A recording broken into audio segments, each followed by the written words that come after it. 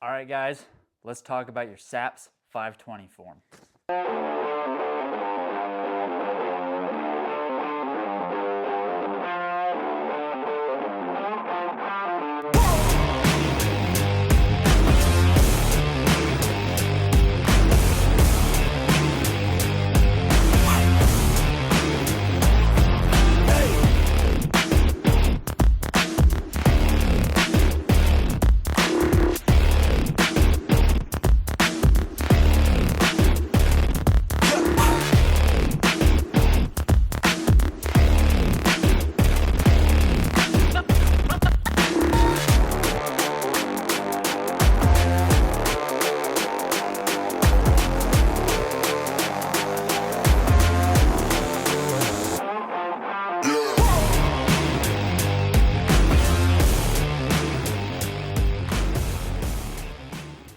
Guys, we're going to talk about your SAPS 520 form today. I know there's some tutorials, there's some templates out there for you guys to look at across the different things, but there's no videos. There's no videos walking you guys through it. There's a little bit of miscommunication in it.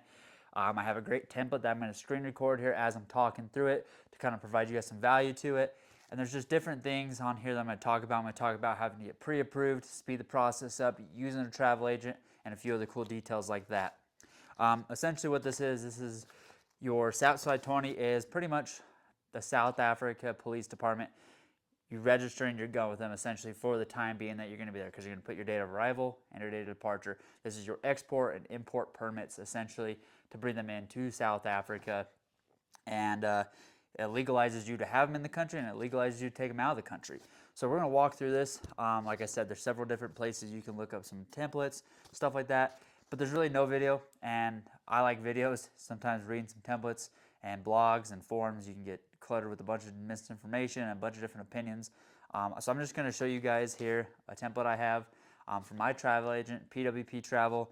I've used them for a long time, and I highly recommend, guys, if you're going to go on these hunts, it's well worth the money to pay the travel agent fee to have them handle this stuff. Sure, you got to fill in a few paperworks here and there for different things like your SAPS 520, your permits to travel through some of the European type countries, but they know it, and they give you the stuff, they give you the templates, they answer your questions, you can call them, they can help you out through it, and it just gives you the peace of mind by having a travel agent that specializes in travel and rifles. And it does save you money in the long run. Time is money. What is your time worth? You know, what can you end up paying for services later on? And we'll get into that in a minute. But we're going to walk through your SAPS 520 form, and I'm going to show you guys how to do it. So follow me along here on the computer. So your first page is basically for the police station within South Africa. So you don't need to do anything on your first page. You're going to come down to your second page, and where it says type of permit, for you it's going to be temporary import or export permit. So you're going to mark that one off. PWP Travel, they do that for me when they send me my paperwork over to do it, which is great. Here's the form that they did for me. All right, so like I said, you're on your second page, and that's what you're going to do.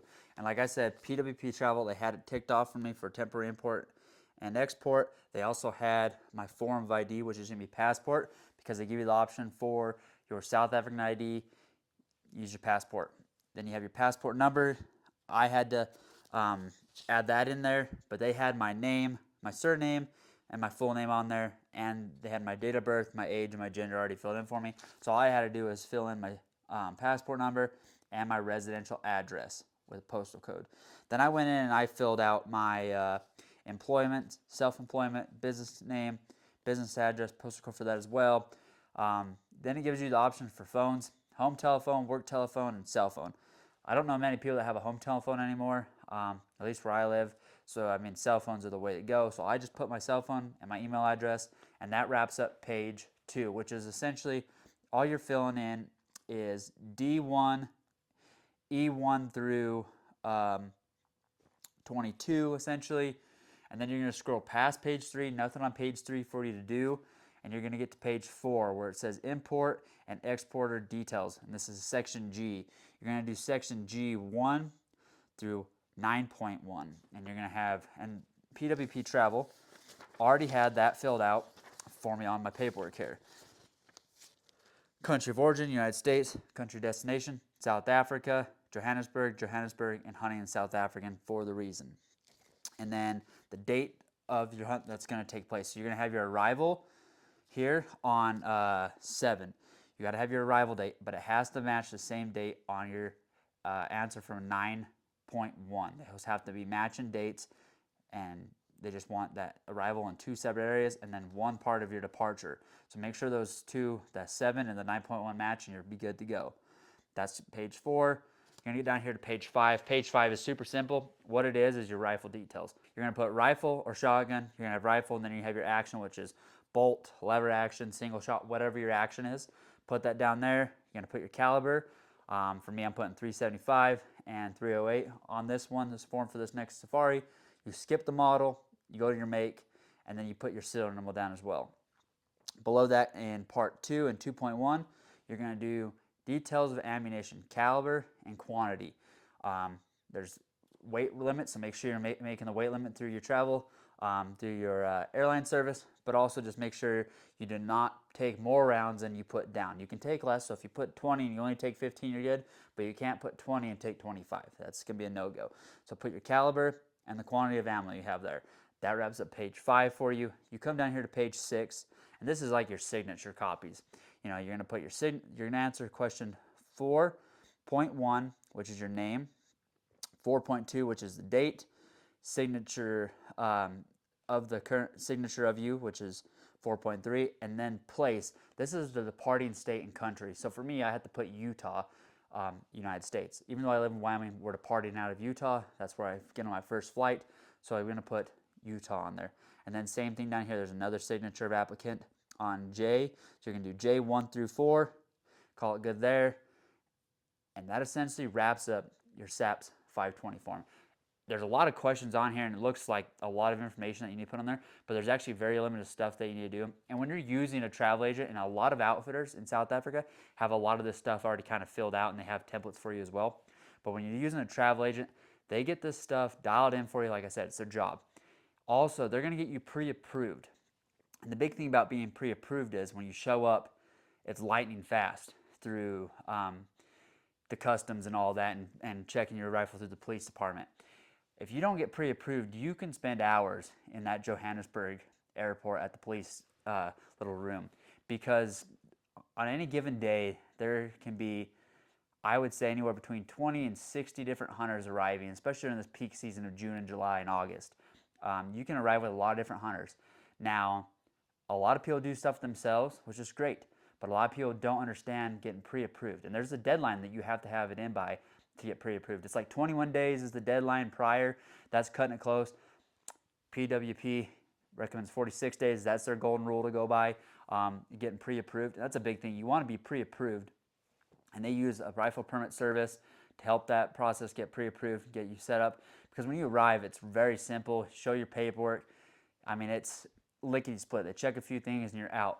If you get there and you have to fill out this paperwork and get it approved, then you might be in the queue with 10, 15 other people, but also the pre-approved people get to go ahead of you because they already have their stuff done. So the police officer is going to just double check that and get them out, and then you're going to have to sit and wait while you're filling out your form and sitting there in that little room crammed in there. And it could be a hot day, it could be a long day. You just traveled a long ways, and you could just be very grumpy at that point in time. So I recommend, whether you use PWP or not, I recommend getting a travel agent. Like I said, PWP has been my trusted travel. Patrick's been my trusted travel agent for 8 or 9 years. His team of ladies that work for him are flawless. They do a great job, and they've really taken care of me over the years. And they've taken care of all my friends and family and customers I've sent over there. And I think it's very important just to emphasize the importance of a travel agent that knows what they're doing when it comes to this stuff. Like I said, they do all the different stuff in different countries. They pre-approve stuff. They get you meet and greets. It's just beneficial to spend the money getting that travel agent to help you out. But make sure you get your SAPS form done in time. Check this video out a few times. It's not very hard. I'm going to share the screen with you guys going over this template. And this template is from PWP. Like I said, if you're booking flights with them, they'll send this over to you, walk you through it. And if you're connecting through other countries that may need some other paperwork, same thing. They'll help you through it, walk you through it, and they make it a simple and easy process. So don't ever think taking your rifles with you on your safari to South Africa. Hope you guys enjoyed this video. Stay tuned for the next one. Check out all the free content on simsafaris.com. Join my email list. I send out an email every Sunday. It's called Safari Sunday Service. I have a lot of cool information in there. I give you guys hunt details, whether it's cancellations, group hunts that we're doing, just a bunch of cool different stuff. And then I'm dropping these type of videos every Tuesday and Thursday, as well as an old hunt recap or even a new one during times that we're catching up here on Fridays. So it's 2 educational videos a week minimum and a hunting video every week here on YouTube minimum. So check it out there, guys. Check out cinsafaris.com. Hope to catch you in the next video, and good luck on your first or next safari.